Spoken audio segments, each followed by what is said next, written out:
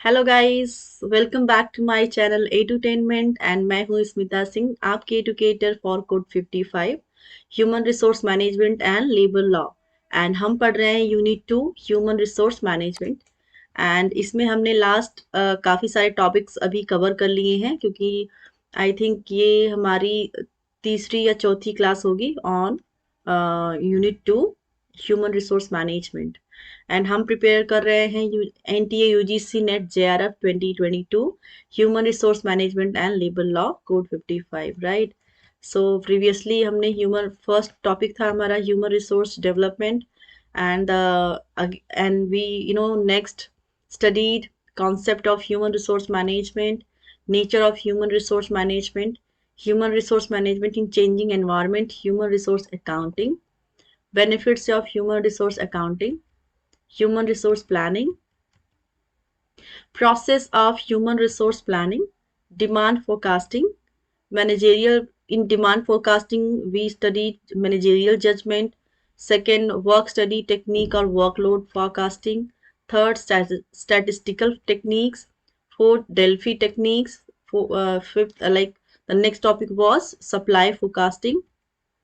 And now we are studying job analysis, in which in last videos we covered job analysis definition and purpose of job analysis. What is the purpose behind job analysis we studied, and we studied performance analysis. And now from today itself we'll start from training and development. All right, so let's start with training and development. Job analysis can be used to assess the training and development needs of employees. The difference between the expected and actual output determines the level of training that needs to be imparted to the employees. It also helps in deciding the training content, tools and equipments to be used to conduct training and methods of training. So यहाँ पे कहने का क्या मतलब है training and development का, कि किसी भी ऑर्गेनाइजेशन में जब न्यू हायरिंग होती है, जब हम न्यू एम्प्लॉयज़ को हायर करते हैं, तो वहाँ पे उस पर्सन को हायरिंग के बाद जब उनका इंडक्शन प्रोसेस हो जाता है, then we give training to those candidates. Like अगर आप किसी भी काम को करने जा रहे हैं तो उसके लिए आपको प्रॉपर एक नॉलेज की ज़रूरत पड़ेगी। नॉलेज के अलावा आपको आपके अंदर जो स्किल्स है उसको यूज करेंगे, राइट। एंड उसके लिए आपको एक प्रैक्टिस की जरूरत पड़ेगी। पहले आप किसी भी ऑर्गेनाइजेशन में जाएंगे तो क्योंकि ऑब्वियसली अगर आप फ्रेशर होंगे तो आपके लिए वो चीजें पूरी न्यू होंगी, right.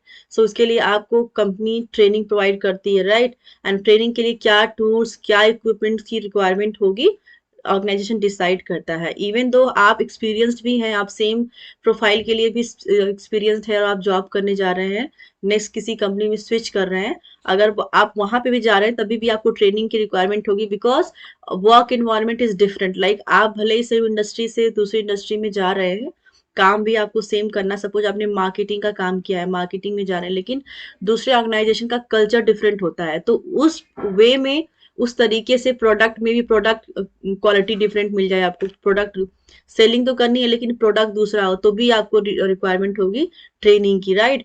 So again I would say आपको ऑर्गेनाइजेशन ट्रेनिंग कंडक्ट करती है आपके लिए, जिसमें आपको प्रॉपर सिखाया जाता है और बताया जाता है कि किस तरह से कैसे आपको ये जॉब करनी है, किस तरह से आपका जॉब परफॉर्मेंस होगा in this particular profile, right. So techniques use होती हैं, क्या कंटेंट्स क्या टूल्स क्या इक्विपमेंट्स की रिक्वायरमेंट होती है, that organisation decides in training and development. And next one is compensation management. जब भी एम्प्लॉय की कॉम्पेंसेशन की बात होती है तो obviously employer decide how to manage the compensation in such cases when such situations arises in an organization. Of course, job analysis plans a vital role in deciding the pay package and extra perks and benefits and fixed and variable incentives of employees. After all, the pay package depend on the position, job title and duties and responsibilities involved in a job. The process guides HR managers in deciding the worth of an employee for a particular job opening. Right. So compensation management का यहाँ पे कहने का मतलब इतना है कि different profile के लिए, डिफरेंट कैटेगरी के लिए, डिफरेंट जॉब रोल्स के लिए हम पैकेजेस डिसाइड करते हैं। सपोज मार्केटिंग हेड के लिए क्या हम पैकेज एलोकेट करेंगे, उसके अंडर काम करने वाले मैनेजर्स के लिए क्या करेंगे, सबऑर्डिनेट्स के लिए क्या करेंगे, प्रॉपर जो एग्जीक्यूटिव्स हैं, जो एसोसिएट्स हैं, उनके लिए क्या सैलरी डिसाइड करता है organisation, that decided by the it's done by the management of compensation. Right. क्या फिक्स्ड अमाउंट होगा। सपोज आप किसी पर्सन को हायर कर रहे हैं मार्केटिंग में, राइट। सो मार्केटिंग में आपने किसी भी पर्सन को हायर किया एग्जीक्यूटिव प्रोफाइल के लिए 15,000 पे। सो उसके अलावा क्या वेरिएबल्स आप दे रहे हैं उसको, क्या बेनिफिट्स दे रहे हैं, क्या इंसेंटिव्स दे रहे हैं। अगर आपने पर्टिकुलर मंथली जो आपकी सेल टारगेट होता है उससे ज्यादा अगर अचीव करते हैं तो क्या इंसेंटिव्स आपको प्रोवाइड किया जाएगा, that all are decided in compensation management. Right. So we'll move to next, that is job design and redesign. Right. The main purpose of job analysis is to streamline the human effort and get the best possible output. It helps in designing, redesigning, enriching, evaluating, and also cutting back, right? Cutting back and adding the extra responsibility in a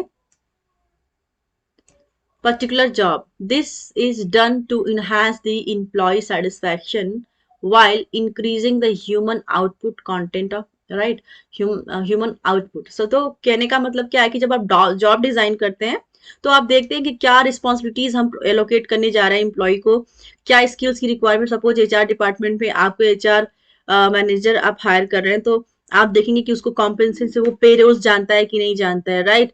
वो grievance handle करने जानता है कि नहीं जानता है, वो proper team management उसको आता है कि नहीं है। तो ये सारी चीजें आप देखते हैं, डिजाइन करते हैं कि क्या स्किल्स, क्या रिस्पॉन्सिबिलिटीज रिक्वायर्ड होंगी उस पर्सन। सपोज उस पर्सन अगर हायर कर रहे हैं तो उसके लिए आप देखेंगे कि क्या वो ये रिस्पॉन्सिबिलिटीज हैंडल कर पाएगा, क्या जो भी स्किल्स हमें रिक्वायर्ड है उस पर्सन में वो स्किल्स है। जब इंटरव्यू लेते हैं आप तो देखते हैं कि आप चेक करते हैं कि उसने आप प्रीवियस अगर जॉब किया है तो क्या उसने ये सारे काम किए हैं, अगर किए हैं तो कितने एफिशिएंटली किए हैं, क्या उसकी रिस्पॉन्सिबिलिटीज रही हैं।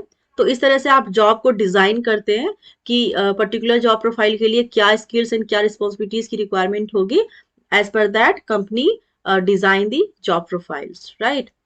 So as per the content of job analysis, here are the following analysis. First one is job and identification. पहले आप आइडेंटिफाई करेंगे कि किस प्रोफाइल के लिए हमारे ऑर्गेनाइजेशन में रिक्वायरमेंट है, राइट। जब भी आप ऑर्गेनाइजेशन में हायरिंग करते हैं तो आप देखते हैं, पहले आइडेंटिफाई करते हैं कि किस किस फील्ड में किस प्रोफाइल की रिक्वायरमेंट है। तो then first you identify the job, what type of job you are having in your organization. The second one is significant characteristics of job. क्या विशेषताएं होंगी उसकी, क्या क्या फीचर्स होंगे, क्या क्या जरूरतें होंगी उस पर्टिकुलर जॉब को निभाने के लिए किसी पर्टिकुलर एम्प्लॉय को। तो as per that you make the job profile, right, as per their characteristics. The third one is what the typical workers does, right? सो आप किसी प्रोफाइल को आप सपोज डिजाइन कर रहे हैं तो आप देखेंगे कि किस तरह से वर्कर उस काम को कर पाएंगे। So as per that you design the profile. Which materials and the equipments worker uses. So आप पर्टिकुलर जो भी आप जॉब डिजाइन कर रहे हैं उसमें क्या इक्विपमेंट्स, क्या मटेरियल की रिक्वायरमेंट होगी, किस तरह से वर्कर्स काम करेंगे, as per that you design the job. Fifth one is how a job is performed. किस तरह से जॉब को परफॉर्म कराया जाएगा, right. And sixth one is required personal attributes. Personal attributes की जरूरत होगी आपको, पर्सनल एक्सपीरियंसेस की भी रिक्वायरमेंट होगी वहां पर कि आप पर्टिकुलर सपोज किसी मशीनरी में आपको डाल दिया जाए आपको ये जॉब परफॉर्म करने के लिए किसी फैक्ट्री में, इस स्किल्स की जरूरत होगी। आपने पहले इस टाइप की मशीन चलाई है या नहीं चलाई है, तो इस तरह से एक उसको पर्सनल स्किल्स उसके अंदर होनी चाहिए, उसके अंदर वो चीजें होनी चाहिए कि वो कर पाए उस काम को, पोटेंशियल होना चाहिए, वो एट्रीब्यूट्स होने चाहिए, वो स्किल्स होनी चाहिए in a particular person to handle the job. And seventh one is job relationships. क्या उसका इंटर रिलेशनशिप है internal inside the organisation, this is the job relationship, right. And the steps in job analysis are: step 1, collection of background information; the step 2, selection of representative position to be analyzed; the third step is collection of job analysis data.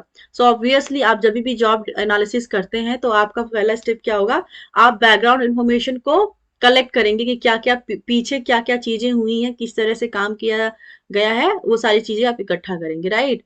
And the second one is selection of representative position to analyse analyse. आप पहले analyse करते हैं कि क्या क्या skills की requirement है, क्या रिस्पॉन्सिबिलिटीज हैंडल की, as per that you select the representative. The third one is collection of job analysis data. आप डेटा को कलेक्ट करेंगे from the within the organisation, from the past datas you collect them internally. Fourth step is job description. आप job description design करते हैं, right. Job description में वही होती है, रिस्पॉन्सिबिलिटीज एंड स्किल्स की रिक्वायरमेंट होती है, जिसमें आप देखते हैं कि क्या स्किल्स की रिक्वायरमेंट होगी, किस तरह की रिस्पॉन्सिबिलिटीज हैंडल करनी होगी। तो as per that you design the job.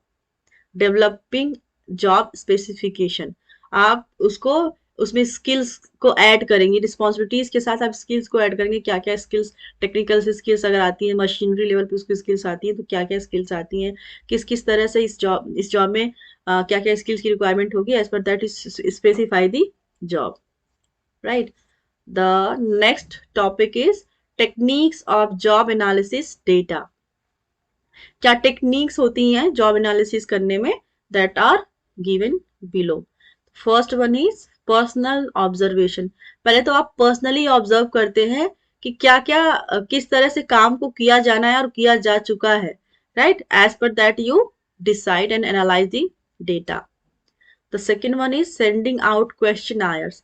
आप क्वेश्चनायर सेंड करते हैं, राइट। क्वेश्चनायर्स बनाते हैं, question many, you create many questions and as per that you see like what could be the criteria, right? So as per that you send the questionnaire to the people so that you could observe the job कि क्या क्या obviously आप questionnaire तैयार करेंगे तो उसकी basis पे आपको उसका आउटपुट भी निकलेगा, उसके आंसर्स भी आएंगे, तो आप डिजाइन कर पाएंगे कि ओके सो इस टाइप की पर्टिकुलर जॉब के लिए आपको ये चीजों की जरूरत पड़ सकती है as per their feedbacks, right.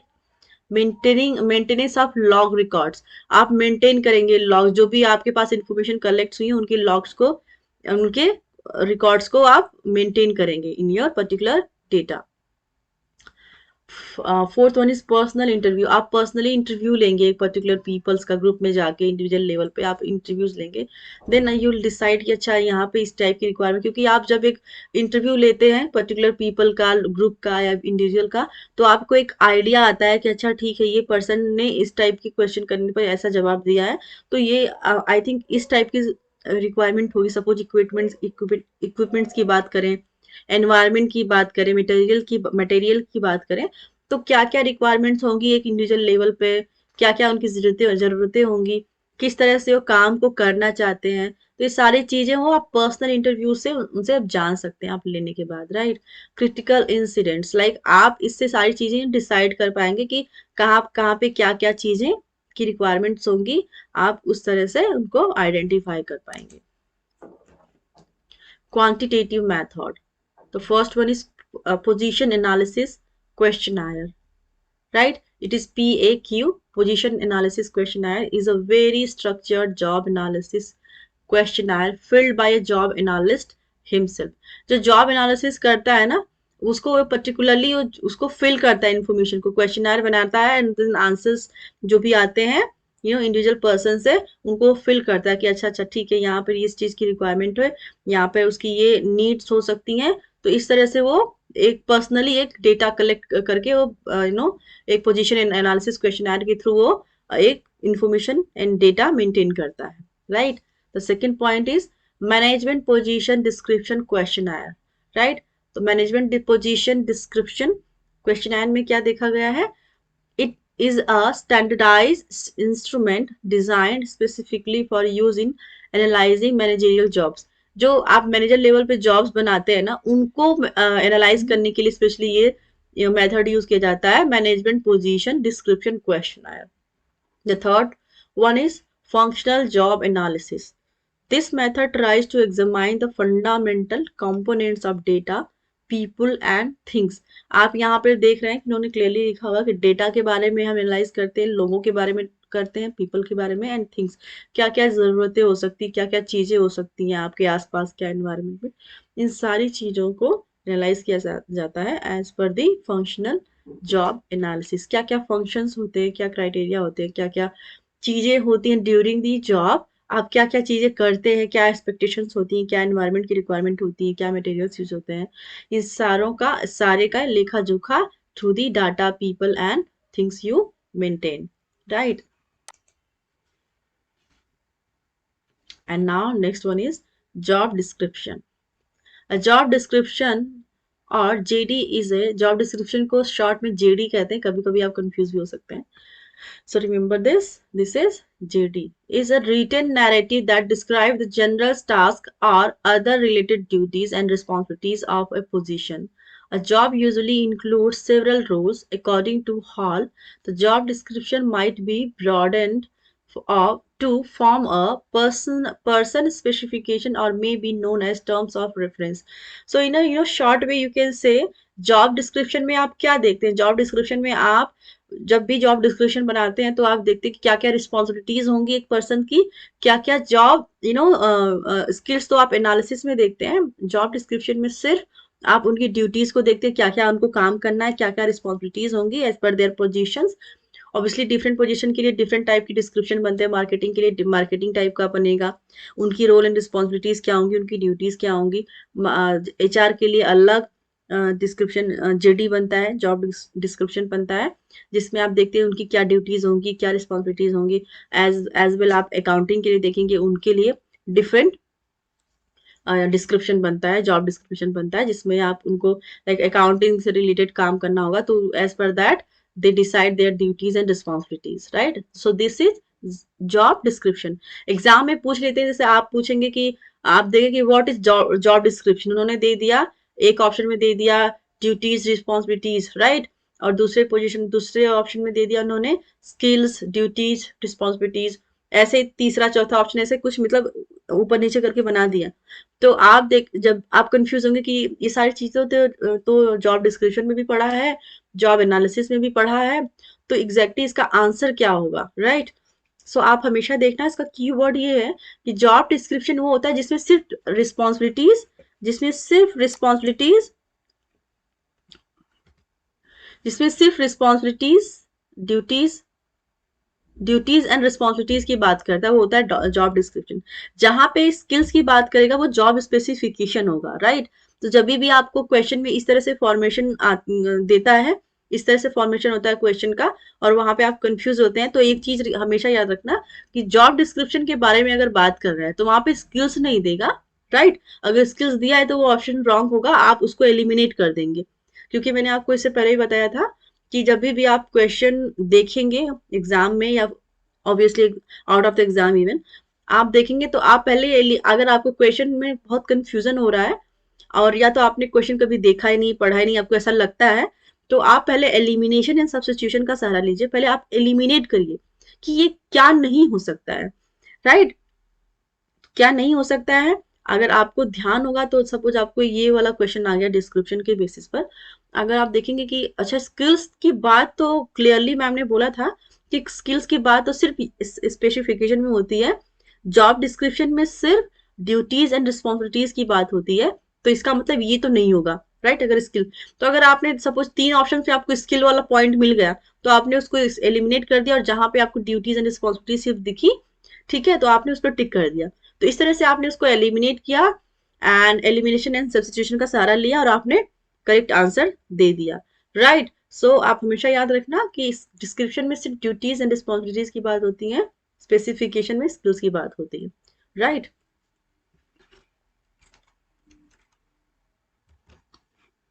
Now, next point is selecting human resources, right? So, human resources selection techniques vary based on a company's staff and resources. The methods for selecting employees include,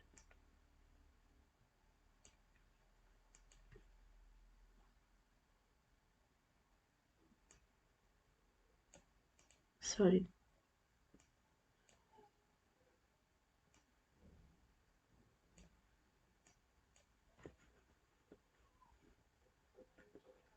The methods for selecting employees include preliminary screening, phone interviews, face-to-face meetings, and HR functions to determine whether a candidate is indeed suitable for the job, right? तो selecting human resource में आप देखेंगे सबसे पहले कि पहले आपको call जाती है एज एन कैंडिडेट। आपने देखा होगा कि सबसे पहले आप तो अपनी रिज्यूमे को पोस्ट करते हैं ना डिफरेंट प्लेटफॉर्म्स ना, online platforms.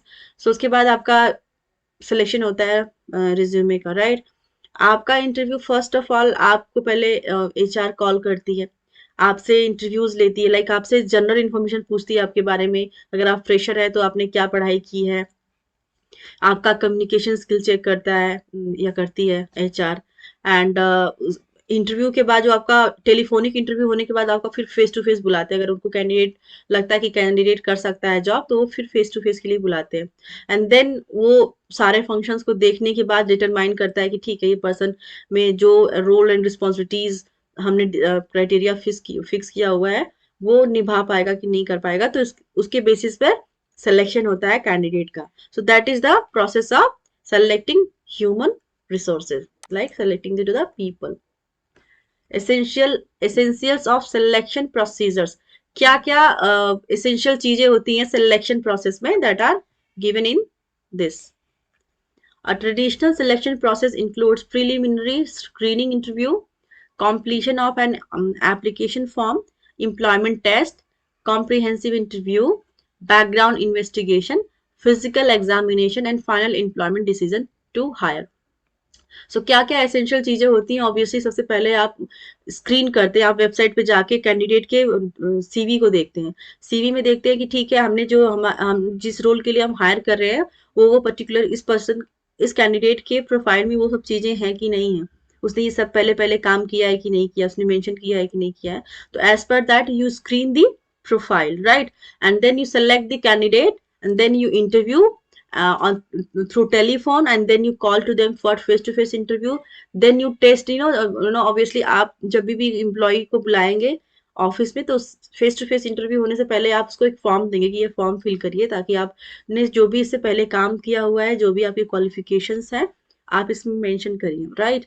So as per that you fill the form and आपका एम्प्लॉयमेंट टेस्ट होता है। आपको एक कभी कभी कुछ एम्प्लॉय आप देख कहीं भी जाएंगे इंटरव्यू देने, तो जो छोटे मोटे ऑर्गेनाइजेशन होते हैं उसमें इतनी ज़्यादा फॉर्मेलिटी तो नहीं होती है कि वो आपका टेस्ट लें, लेकिन जो बड़ी ऑर्गेनाइजेशन है वहाँ पे आपका एक टेस्ट भी होता है, एप्टीट्यूड टेस्ट होता है कि क्या स्किल्स क्या है, आपका जो कॉन्सेप्चुअल चीजें देखते हो आपको, ठीक है, राइट। कॉग्निटिव जो चीजें हैं कि आप किस तरह से, सपोज दो चार क्वेश्चन आपको मैथ से दे देंगे, कुछ रीजनिंग से दे देंगे, राइट, कुछ इंग्लिश के दे देंगे, तो इस तरह से आपको टेस्ट करते हैं कि कितने एफिशिएंट हैं, आपको कितना नॉलेज है पर्टिकुलर फील्ड में आपको, राइट, एक जनरल क्वेश्चंस के through.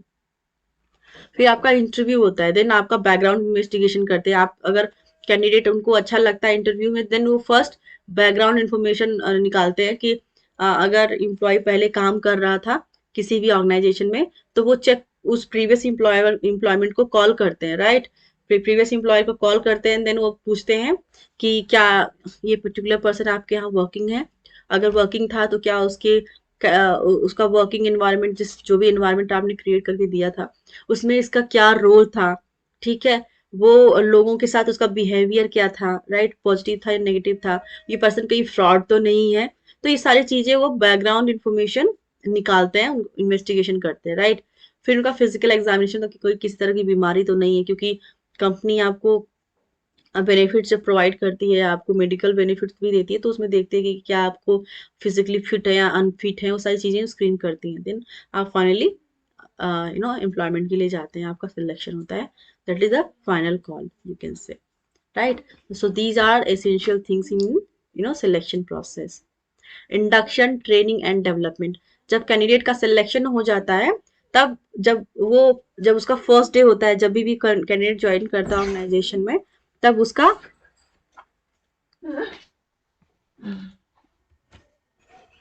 the induction training is also called as an orientation program, wherein the new employees are introduced to the rules and regulations of an organization, with the objectives of making them accustomed to the working environment where they will be working. So आप कहीं देखेंगे कि induction को orientation programme भी कहते हैं। Induction and orientation are the same.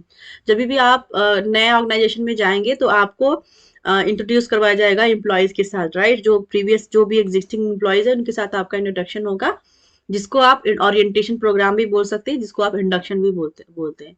Induction में बताया जाता है कि इस पर्सन ने इस प्रोफाइल के लिए हायर किया है और ये चीजें, ये रिस्पॉन्सिबिलिटीज हायर करेंगे। पर्टिकुलर रिस्पॉन्सिबिलिटीज के बारे में वो बताते हैं एंड देन बताते हैं कि ये इन प्रोफाइल के लिए हायर किए गए हैं। That is the induction and orientation program, right, wherein the new employees are introduced to the rules and regulations of an organization। और इसके अलावा जो न्यू एम्प्लॉयज होते हैं उनको बताया भी जाता है कि क्या क्या रूल एंड रेगुलेशंस आपको फॉलो करने होंगे, क्या कोड ऑफ कंडक्ट है एम्प्लॉयज का, एम्प्लॉयर का, किस तरह से वर्किंग एनवायरनमेंट में आपको क्या क्या चीजें फॉलो करनी होंगी। ये सारी चीजें एक न्यू ज्वाइनिंग को बताया जाता है, right, of an organization with the objectives of making them accustomed to the working environment where they will be working, right? Training and development refers to educational activities within a company created to enhance the knowledge and skills of employees while providing information and instruction on how to better perform specific task, right. तो ये सारी duties and responsibilities उनको बताई जाती है, किस तरह से आप एक स्पेसिफिक एंड बेटर वे में आप परफॉर्म कर सकते हैं ऑर्गेनाइजेशन में। Classification of training method, right, so these are the options: on the job training, the second one is job instruction training, third one is vestibule training. Vestibule training वो होती है जिसमें आप एक आर्टिफिशियल इन्वायरमेंट क्रिएट करते हैं to the employees, जहाँ पर वो परफॉर्म कर सकते हैं और वहाँ पे उनको एक ट्रेनिंग दी जाती है कि वो जो रियल एनवायरनमेंट होगा वहाँ पे किस तरह से परफॉर्मेंस दी जाएगी, उसके लिए वो वेस्टिब्यूल ट्रेनिंग प्रोवाइड करते हैं। Vestibule training is artificial environment provided to the new joinings where they learn how to do the work in a real environment, right. So right मतलब रियल एनवायरनमेंट की suppose आप देखेंगे, मैं आपको जो simulation, पांचवा जो ऑप्शन है आपका, पांचवा और तीसरा एक ही जैसा है, ये वेस्टिब्यूल ट्रेनिंग एंड साइमुलेशन और sort of same type of training, जिसमें आपको एक आर्टिफिशियल एनवायरनमेंट क्रिएट करके दिया जाता है जहाँ पे आप जॉब परफॉर्म करते हैं ताकि आप वो रियल टाइम जॉब के लिए आप ट्रेंड हो सके। That is the vestibule training. Demonstration and examples, आप डिमॉन्स्ट्रेट, सपोज कोई भी एम्प्लॉयज को आप नया एम्प्लॉय ज्वाइन किया है तो पर्टिकुलर आपको जॉब परफॉर्म करने के लिए बताया जाएगा, तो क्या करते हैं मैनेजर वहां पे उस काम को खुद करके दिखाते हैं कि अच्छा हाँ इस तरह से ये काम किया जाना है, वो एक्ट करते हैं। या फिर सपोज कंप्यूटर वर्क है तो कंप्यूटर पे वो करके दिखाते हैं। This is the demonstration through the examples, right? Sixth is apprenticeships, seventh is lecture or classroom instruction, eighth one is conference method, conference के through बताया जाता है, ninth one is seminar और team discussion, 10 case study, किसी particular आपको एक एक you can say आपको एक कोई भी टॉपिक दे दिया जाता है कि आप इस पे रिसर्च करिए, देखिए कि क्या आउटपुट निकल के आता है, इसका क्या मतलब होता है, किस तरह से ये काम किया गया है। पर्टिकुलर आपको एक चीज प्रोवाइड कर दी जाती है, राइट। एक मेथड, एक मटेरियल दे दिया जाता है कि जिसपे आपको रिसर्च करना है और निकालना है कि इसका काम कैसे होना और किस तरह से ये किया गया प्रीवियसली और आगे कैसे होना चाहिए। इस तरह से आप केस स्टडी को this is the way to how to do case study, right.